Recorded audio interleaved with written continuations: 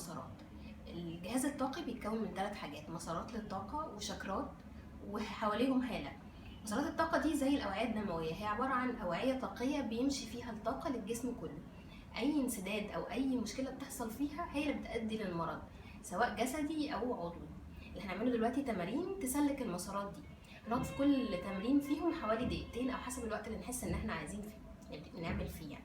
ببتدي أعمل إيديا كده كأني مطبقاهم في الحتة الطرية دي، وأول حاجة باجي تحت الركبة بعد ما الركبة تخلص بإيديا الاتنين وابتدي أخبط وأنزل واطلع تاني وانزل واطلع، واتاكد اني ما بوجعش نفسي، يعني تخبيط خفيف حاسه بيه لكن مش وجعني.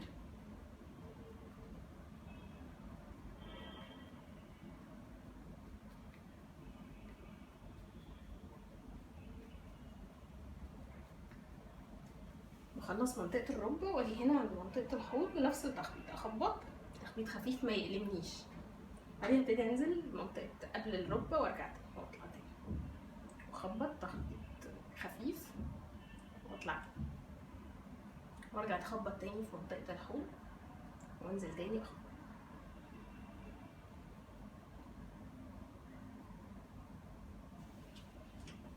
اجي هنا عند المنطقه اللي جنب الكتف واخبط، دي بتشتغل على الرئه.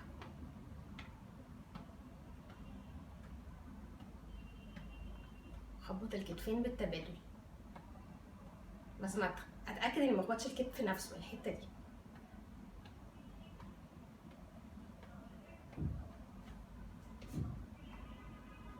تمام. بعد كده باجي عند منطقه الكتف، وفي الظهر هنا شاكرا اسمها شاكرا النايم، باجي اخبط كده وبالتبادل.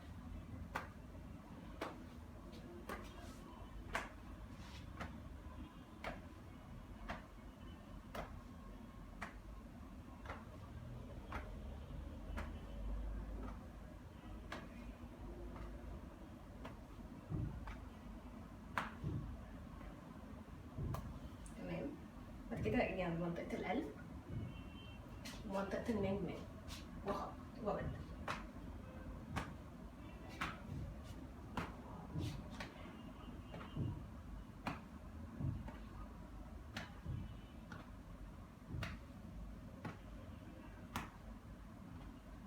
لو عندي اي مشاكل في القلب ما اعملش الجزء ده، ما اخبطش على القلب جامد. لو اقدر استحمل اخبط بشكل بسيط، لو مش قادره وحسيت بالم اوقف. التمرين اللي بعده بخبط عند القلب وعند السر.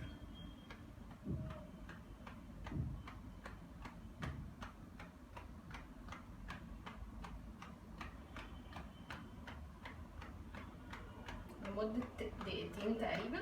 بعد كده بعمل تدليك للهالة كلها دقيقة، كأني بنشط الهالة لاستقبال الطاقة بالفلو الجديد اللي هو أنشط وأقوى.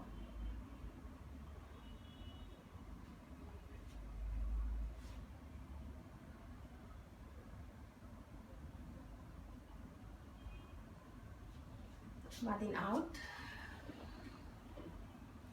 وأغمض وأتنفس.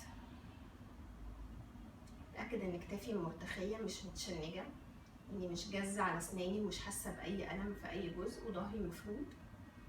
وأتنفس تنفس سهل بسيط لكن عميق. التنفس السهل عليا لكن أتأكد إنه بعمق. واشكر ربنا انه خلق جسمي عنده القدرة على الشفاء الذاتي، ان بتمارين بسيطة تقدر تحل مشاكل كبيرة في جسمي. واتنفس.